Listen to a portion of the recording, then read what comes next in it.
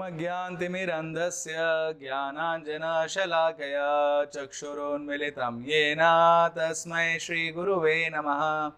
हरे कृष्णा। आप सभी का पुनः एक बार स्वागत है प्रभु रामचंद्र की कथाओं में।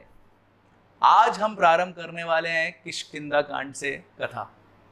तो किष्किंधा कांड का प्रारंभ करने से पहले हम कुछ श्लोक लेंगे नाम रामायण से। ये नाम रामायण क्या है? तो आपने सुना होगा विष्णु सहस्त्र नाम होते हैं, जिसमें भगवान विष्णु के अनेकों नामों में से कुछ सहस्त्र नामों का गुणगान होता है। उसी प्रकार से नाम रामायण है, जिसमें 108 प्रभु रामचंद्र के अनेकों अनेकों नामों का गुणगान किया गया और हम सुनते भी हैं, राम राम जय राजा राम, राम राम जय सीता राम। ये उसी रामायण में भी वर्णन आता है कि किस प्रकार से हनुमत सेवित निज पद राम, नाथ सुग्रीव भीस्तद राम, गर्वित वाली समहारक राम, वानर दूत प्रेषक नाम, हितकार लक्ष्मण संयुत राम, राम राम जय राजा राम, राम राम जय सीता राम।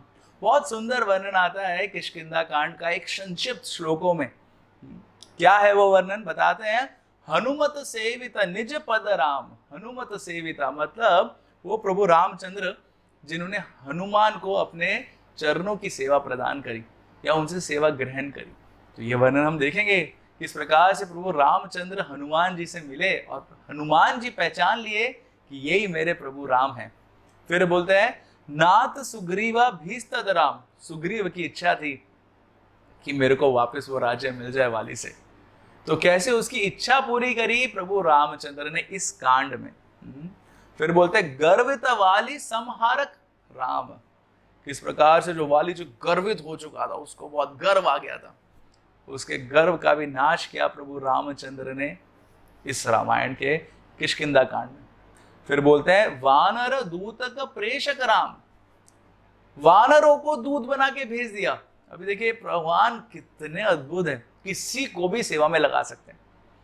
हम देखते हैं कि किस प्रकार से बहुत सारे जानवर है, लेकिन उसमें वानर या बंदर अगर हम बोले तो बहुत ही विचलित रहता है, परंतु ये जो वानर प्रजाति है उनको भी प्रभु रामचंद्र ने सेवा में लगा दिया और क्या सेवा, दूत बना के भेजा। और फिर बताते हैं कि हितकार लक्ष्मण संयुत राम। अपने भाई लक्ष्मण के साथ जिन्होंने ये प्रण लिया था कि मैं भगवान रामचंद्र के हित के लिए जीऊंगा बस, इसलिए जब वो आए थे प्रभु रामचंद्र के साथ वनवास, तो ये किष्किंधा कांड तक 13 साल हो चुके हैं। जी हाँ, जब सीता माता को रावण लेके गया था उस समय तक 13 साल वनवास का बीत चुके थे। और बताया जाता है कि पूरे के पूरे 14 साल लक्ष्मण कभी भी सोए नहीं, क्योंकि उनकी सिर्फ एक ही इच्छा थी, प्रभु रामचंद्र की कैसे सेवा करनी। तो ये वर्णन भी रामायण के किष्किंधा क्षेत्र में आता है, किस प्रकार से लक्ष्मण प्रभु रामचंद्र की सेवा करना चाहते थे और हर एक रोल में प्रभु रामचंद्र की सेवा करते थे। तो बताते हैं किष्किंधा कांड में कि किस प्रकार जब सीता माता को रावण लेके चला गया है, प्रभु रामचंद्र विलाप कर रहे हैं। उनको बहुत विरह महसूस हो रहा है कि सीता माता कहाँ चली गई। और प्रभु रामचंद्र कबंध से मिलते हैं, शबरी से मिलते हैं। कबंध उनको बताते हैं कि किस प्रकार से आगे जाके कुछ ये वानर हैं वो आपकी मदद कर सकते हैं, और उसमें से भी विशेष है ये सुग्रीव, जो आपकी निश्चित रूप से कुछ ना कुछ सहायता कर सकता है। और फिर उसके बाद प्रभु रामचंद्र घूम रहे हैं किष्किंधा के जंगलों में। किष्किंधा अभी भी हम देखते हैं कि कर्नाटक में कैसे वो स्थान है। वहाँ पे प्रभु रामचंद्र विलाप करते हुए घूम रहे हैं सीता माता के, और जिस भी चीज को देख रहे हैं उसमें उनको सीता माता का ही स्मरण हो रहा है। तो ऐसा बताते हैं कि वहाँ पे पंपा सरोवर करके एक स्थान है, वहाँ पे देखते हैं कि कैसे कुछ कमल के फूल खिले। तो कमल के फूलों को देख के उनको सीता माता के कमल जैसे चेहरे की याद आती है, और वो देख के और विलाप करते हैं। और कुछ और ट्यूलिप करके जो फूल है वो खिले, और वो देख के उनको सीता माता की आंखों की याद आती है, स्मरण होता है, और फिर वो विलाप करते हैं।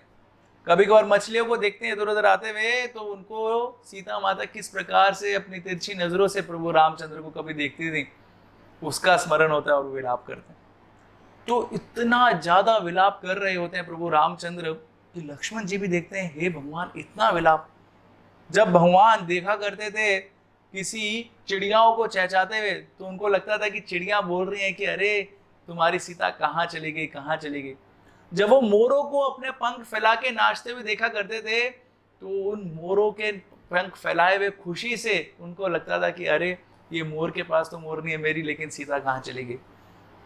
और हालांकि वो पंपा सरोवर को छूती हुई लहरें आती थी हवा की, थोड़ा पानी की बौछार लेके, लेकिन वो हवा भी उनको बहुत ही ज्यादा गर्म लगती थी प्रभु रामचंद्र जी को। ये उनका विलाप था सीता माता के लिए। अभी कोई विलाप साधारण विलाप नहीं है। हम देखते हैं कि किस प्रकार से भगवान हम सभी के पिता हैं, और हम सब भगवान की संतान होने के नाते जब भगवान की सेवा नहीं करते हैं और इस संसार में आके दुख भोगते हैं, तो भगवान को बहुत ही ज्यादा विलाप होता है। और इसलिए करुणावश भगवान स्वयं अवतार लेते हैं बहुत बार, जिससे जो ये जीव है उसको वापस पुनः लेके जाया जा सके भगवत धाम, जिससे वो हमेशा खुश रहे। ये कहीं शोक मोह नहीं ले, जन्म मृत्यु जरा व्याधि ये सब नहीं सहन करना पड़े उसको। तो अगर हम दुखी हैं, भगवान भी हमारे दुख को देख के दुखी है। हालांकि भगवान आत्माराम है, उनको किसी चीज की जरूरत नहीं है, परंतु हमारे लिए भगवान हमेशा विचार करते रहते हैं।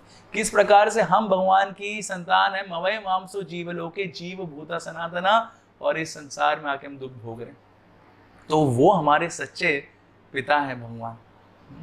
तो यही दर्शाता है कि किस प्रकार से प्रभु रामचंद्र सीता माता के अपहरण होने के पश्चात किस प्रकार से विलाप कर रहे होते हैं। भगवान बोलते हैं लक्ष्मण को, लक्ष्मण देखो पहले मेरा राज्य गया, यानी राज्य लक्ष्मी मेरे से गई, इतना दुख नहीं हुआ, लेकिन अभी मेरी भाग्य लक्ष्मी चली गई। अभी मेरे लिए इतना ज्यादा दुख हो रहा है, मैं क्या बताऊं आपको। प्रभु रामचंद्र बोलते हैं कि मैं किस प्रकार से जनक महाराज के सामने जाऊंगा, क्या बताऊंगा उनको कि आपने जो अपनी पुत्री मेरे को दी थी विवाह में, उसकी रक्षा नहीं कर पाया इतना बड़ा क्षत्रिय होके। क्या बताऊंगा मैं कौशल्या माँ को, उन्होंने कितना सारा भरोसा करके भेजा होगा सीता को मेरे साथ। क्या बताऊंगा मैं प्रजावासियों को, क्योंकि तब सीता माता आई थी, सारे प्रजावासी अयोध्यावासी बहुत प्रसन्न हो गए थे। तो क्या बताऊंगा, प्रभु रामचंद्र ऐसा सोच रहे होते हैं। देखिए यहाँ पे एक विशेष चीज है कि भगवान ना कितना ज्यादा ये सोच रहे कि कैसे दूसरों को आनंद मिले, कैसे दूसरों को सुख मिले। अक्सर इस संसार में हम देखते हैं बहुत ज्यादा लोग सेल्फिश हो चुके हैं, इसलिए सेल्फी क्रिएट कर दिया कि मैं हर एक जगह केंद्र बिंदु होना चाहिए, मेरी प्रसन्नता सबसे प्रमुख होना चाहिए। परंतु हम देखते हैं अगर हमको राम राज्य लाना है, राम राज्य लाने के लिए सर्वप्रथम शिक्षा जो प्रभु रामचंद्र हमको यहाँ दे रहे हैं कि हमको अपनी प्रसन्नता नहीं, भगवान के भक्तों की प्रसन्नता को केंद्र बिंदु बनाना चाहिए। तब ये सेल्फलेसनेस आएगी हमारे अंदर, तब ये सेवा भाव हमारे अंदर आएगा, तभी हमारा राम राज्य आ सकता है। हम देखते हैं आजकल किसी भी परिवार में लोग कितने ज्यादा सेल्फिश हो जाते हैं। हर कोई चाहता है कि कैसे मेरा ही लाभ होना चाहिए। एक भक्त एक जोक बता रहे थे, बोले कि एक बार एक पति और पत्नी के बीच में झगड़ा हो गया, और वो पत्नी बोली मैं जा रही हूं। पति बोला कहाँ? बोला अपने माँ के घर जा रही हूं मैं। पति बोला अच्छा। तो पति भी अपना बैग पैक करने लगा। पत्नी ने बोला तुम कहाँ जा रही हो? तो उसने बोला मैं भी अपने माँ के घर जा रहा हूं। तो पत्नी ने बोला लेकिन बच्चे को कौन संभालेगा? तो पति ने बोला तुम माँ के घर जा रही हो, मैं माँ के घर जा रहा हूं, तो बच्चा कहाँ जाएगा? वो भी माँ के घर जाएगा, है ना। तो ऐसा ऑफकोर्स हर एक परिवार में नहीं होता है, लेकिन हम कहने का तात्पर्य ये है कि किस प्रकार से संसार में हर कोई बहुत ही ज्यादा सेल्फिश हो गया, सिर्फ अपनी खुशी देख रहा है। परंतु राम राज्य अगर हमको लाना है तो हमको भगवान की और भगवान के भक्तों की खुशी देखना बहुत ही ज्यादा महत्वपूर्ण है। उसी भाव के साथ भगवान रामचंद्र ये बोल रहे थे कि किस प्रकार से मैं बोलूंगा जनक महाराज को, कौशल्या को, अयोध्या वासियों को। ऐसा भगवान रामचंद्र विचार करने लगे। और हम देखते हैं कि किस प्रकार से जब हम संबंध बनाते हैं भक्तों के साथ, या किसी भी चीज में हम अपने संबंध बनाते हैं परिवार के साथ, तो हमको एक चीज का अवश्य ध्यान रखना चाहिए। कोई भी संबंध कैसा है तो एक माली और एक पौधे के संबंध के जैसा है। माली और पौधे का संबंध कैसा है? तो देखते हैं, जब पौधा छोटा होता है तो माली उस पौधे की देख रेख करता है और उसके अंदर जल डालता है, उसको मेक श्योर करता है कि कोई और आके उस पौधे को उजाड़ ना दे। और फिर धीरे धीरे जब जल उसको पोषण मिलता है, वो जो पौधा है वो बड़ा हो जाता है, बड़ा हो जाता है, बड़ा हो जाता है और इतना बड़ा हो जाता है कि एक विशाल काय पेड़ बन जाता है। और जब वो पेड़ बन जाता है तो वही पौधा जिसकी मालिक देख रेख कर रहा था, जो माली था वो उसको सब कुछ प्रदान कर रहा था, अब वो पौधा पेड़ बन गया है, अब वो माली की देख रेख कर रहा है, उसको फल देता है, उसको छाया देता है और तो और उसकी लकड़ी भी दे देता है कुछ ना कुछ इस्तेमाल करने के लिए। तो ऐसा ही भौतिक जगत में हमारे संबंध हमको स्मरण होना चाहिए कि हालांकि अभी मैं किसी की मदद कर रहा हूं, परंतु कल कोई और मेरे लिए मददकारी हितकारी साबित हो सकता है। तो इसलिए कभी भी मेरे को सेल्फिश होकर कार्य नहीं करना चाहिए। हमेशा हमको सोचना चाहिए कि कैसे मैं उसकी भी मदद करूं, क्योंकि वो भी आगे जाके कहीं ना कहीं मेरी मदद कर सकता है।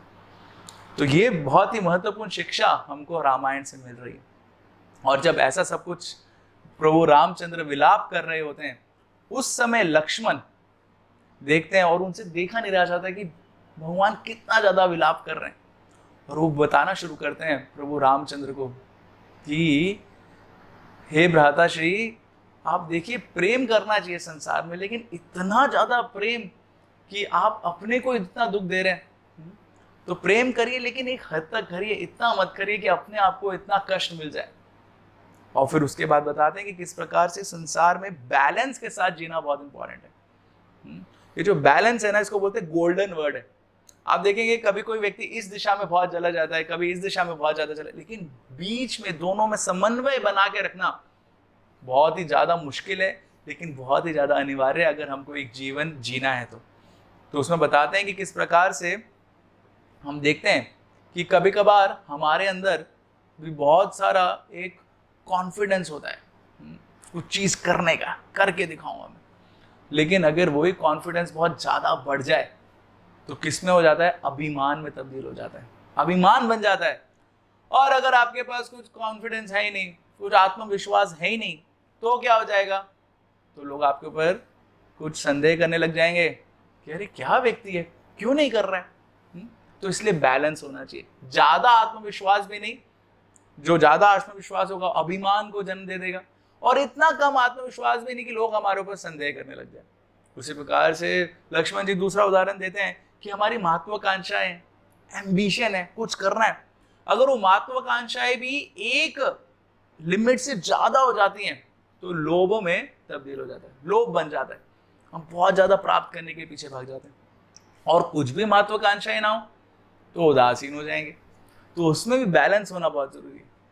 बताते हैं कि किस प्रकार से अगर कोई घी में बत्ती है, बत्ती को जलाना, अगर ज्यादा घी डाल दिया तो बत्ती जलने की जगह बुझ जाती है। तो रामचंद्र जी को लक्ष्मण जी बताते हैं प्रभु 3 चीजें आप स्मरण करिए, बहुत इंपॉर्टेंट है। वो क्या चीज है? कि जिस व्यक्ति का मन कमजोर हो जाता है वो कभी भी कुछ भी प्राप्त नहीं कर सकता, उसके लिए सब कुछ असंभव है। कमजोर मन वाले व्यक्ति के लिए सब कुछ असंभव है, परंतु जिसके पास बुद्धि है और उत्साह है उसके लिए कुछ भी असंभव नहीं है। और आखिरी में बोलते हैं कि अगर आपके पास साहस रहेगा तो हम कभी भी पराजित नहीं होंगे। तो ये 3 चीजें हम भी अपने जीवन में लागू कर सकते हैं राम राज्य को लाने के लिए। कि सबसे पहली चीज, मन कमजोर नहीं करना है। अगर मन कमजोर कर लिया तो कुछ भी चीज प्राप्त नहीं कर पाएंगे। ऐसा बताते हैं कि किसी भी मैच में या कोई भी हम देखते हैं खेल हो रहा होता है, अगर दूसरी टीम जिसके साथ हम वो खेल खेल रहे हैं, अगर उस टीम का बहुत गुणगान हो रहा होता है या वो अपने होम स्टेडियम में होता है, उसी का नाम लिया जा रहा होता है, इंडिया इंडिया इंडिया, तो दूसरी जो टीम होती है उसका आधा मनोबल तो वहीं पर ही कम हो जाता है, क्योंकि उसका मन जो है वो कमजोर हो जाता है और फिर वो हार जाता है। तो ये मानसिक रूप से भी हमारा कितना ज्यादा प्रभाव हो जाता है हमारे ऊपर। और फिर वो बोल रहे हैं दूसरा कि उत्साह और बुद्धि के साथ कोई भी कार्य असंभव नहीं। तो हम देखते हैं कि हम लोग सक्सेस और डिफीट बहुत जल्दी अफेक्ट हो जाते हैं, लेकिन ये नहीं देखते कि सक्सेस और डिफीट किस पैरामीटर्स पे निर्भर करता है। और अंत में साहस रखना बहुत ज्यादा जरूरी है। साहस रहेगा तो बार बार प्रयास करते रहेंगे और कभी पराजित नहीं होंगे, क्योंकि जब भी प्रयास करेंगे अगर हार भी जाएंगे तो उस हार से भी कुछ सीख जाएंगे और उस सीखने को आगे जीवन में अपनाएंगे। ऐसे करके लक्ष्मण, और फिर आखिरी में लक्ष्मण प्रभु रामचंद्र जी को यह आश्वासन देते हैं कि आप चिंता मत करिए, मैं सीता माता को ढूंढ के लेके आऊंगा और उस रावण का वध करूंगा, भले ही वो रावण कहीं पे भी चला गया हो। अरे अगर उसने ये जन्म छोड़ दिया होगा, अगले जन्म में माँ की कोख में होगा, तो वहां से भी उसको लेके आऊंगा, मैं उसका वध करूंगा और सीता को वापस लेके आऊंगा। जब इस प्रकार से लक्ष्मण प्रभु रामचंद्र को बताते हैं तो रामचंद्र जी भी सोचने लगते हैं कि हाँ, सही में मेरे को विलाप करते हुए अपना पूरा जीवन नहीं बिताना चाहिए, मेरे को सीता को ढूंढने का प्रयास करना चाहिए। और वहीं पर ही एक जगह दूसरे जगह कुछ और चल रहा होता है। ये राम और लक्ष्मण को कोई दूर से देखता है। कहाँ पे? बताते हैं ऋषिमुख पर्वत। ये ऋषिमुख पर्वत बहुत ही विशेष पर्वत है। ये ऋषिमुख पर्वत के ऊपर ऐसा बताया जाता है रामायण में कि ऋषिमुख पर्वत को विशेष वरदान दिया गया है ऋषियों द्वारा, क्योंकि ये ऋषियों के लिए तपस्या करने के लिए, ध्यान लगाने के लिए बहुत ही उपयुक्त स्थान था ऋषिमुख पर्वत। इसलिए उस पर्वत पे ऐसा वरदान दिया गया था, उन्होंने आशीर्वाद दिया था कि कोई भी व्यक्ति अगर सोते हुए भी कुछ चीज सोचता है, अगर वो सोच रहा है कि सोते हुए मेरे पास सोना आ गया, तो सही में उसके पास सोना उसको प्राप्त हो जाएगा। ये इतना पवित्र स्थान था ये ऋषिमुख पर्वत। इस पर्वत पे 5 लोग रहते थे ऋषियों के अलावा, और वो कौन थे? नल, नील, तरु, सुग्रीव, और 5वें के बारे में आपको बाद में बताएंगे। तो जब प्रभु रामचंद्र और लक्ष्मण इस प्रकार से बातें कर रहे थे, उस समय क्या हुआ? उस समय एक विचित्र घटना घटी। वो घटना क्या है? नल, जो ऋषिमुख पर्वत के सबसे नीचे था और एक पेड़ के ऊपर खड़े होके निगरानी कर रहा था, देख रहा था। जैसे हम देखते हैं वॉच टावर होता है, कौन आ रहा है इस तरफ। जैसे ही उसने देखा कि ये 2 लोग आ रहे हैं और उन दोनों के हाथ में वो धनुष और बाण भी है, और उन्होंने उसने देखा कि निश्चित रूप से ये हो ना हो वाली द्वारा भेजे गए हैं सुग्रीव को मारने के लिए। तुरंत उसने भागना शुरू किया। कहां पे? पर्वत के ऊपर जहां पे सुग्रीव है, और सबको सिग्नल करना शुरू कर दिया कि कोई ना कोई हमारे ऊपर आक्रमण करने आ रहा है।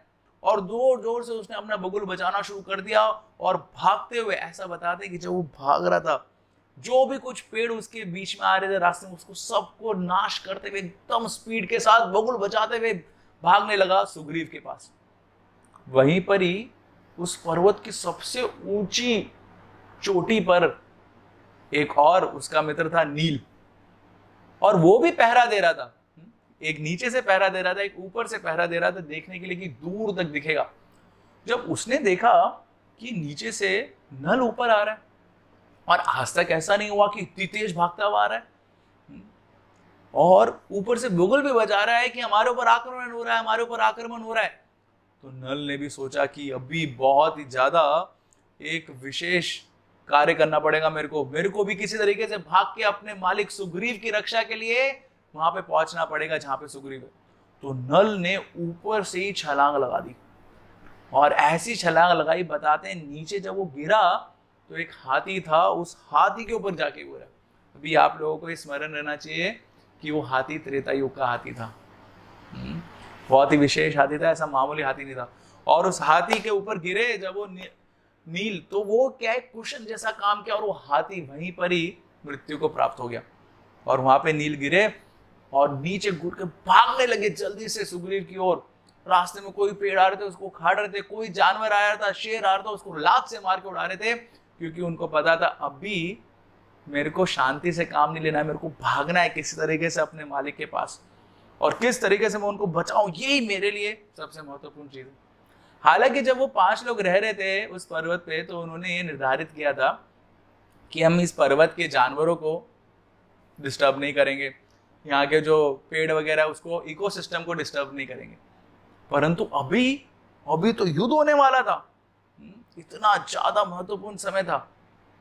और एक तीसरा व्यक्ति जिसका नाम था तरु, वो जो तरु था उसका जिम्मेदारी था ये देखने का कि कोई आकाश मार्ग से तो अटैक नहीं कर रहा है। और इसलिए वो भी आकाश की तरफ देखते रहते। परंतु जब उसने देखा कि नल भाग रहा है, नील भाग रहा है और कुछ ना कुछ आक्रमण हो रहा है, बुगुल भी बज रहा है, तो मेरे को भी तुरंत सुग्रीव के पास पहुंचना चाहिए।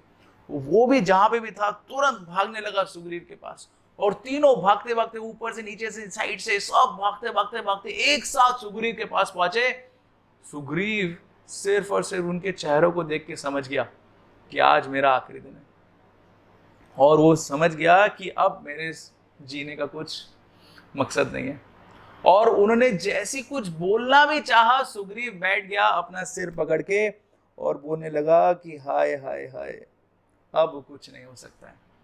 और उसका जो मनोबल था वो कमजोर हो गया, और सुग्रीव के अंदर इच्छा, जो जीने की इच्छा है, वो भी खत्म हो गई। तो हम देखते हैं हमारे जीवन में भी ऐसा बहुत बार हो सकता है कि किस प्रकार से कभी हम कुछ प्राप्त करने की कोशिश कर रहे हो लेकिन असफलता मिलती है, कभी संबंधों में कुछ भेदभाव आ जाता है, तो हमको लगता है कि अभी खत्म, हमारा मन बहुत कमजोर हो जाता है और जीने की आशा हम छोड़ देते हैं। परंतु हम यहाँ पे देखेंगे अपने अगले सत्र में कि किस प्रकार जो सुग्रीव था उसको भी उत्साह दिलाया, इतना जो प्रॉब्लम उसके जीवन में चला उसमें भी उसको एक लाइट ऑफ होप दिखाया। किसने और कैसे, वो हम जानेंगे अपने अगले सत्र में। बहुत बहुत धन्यवाद।